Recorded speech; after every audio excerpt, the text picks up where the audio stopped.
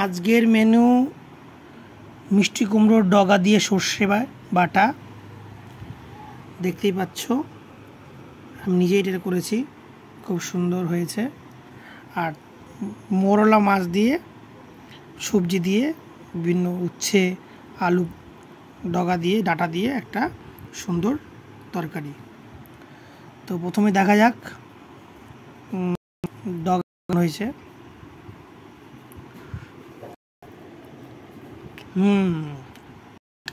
ডগা কিন্তু ভীষণ হয়েছে।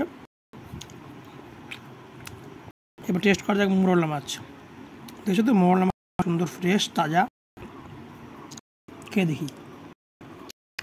ও সবজি দিয়ে টেস্ট করলে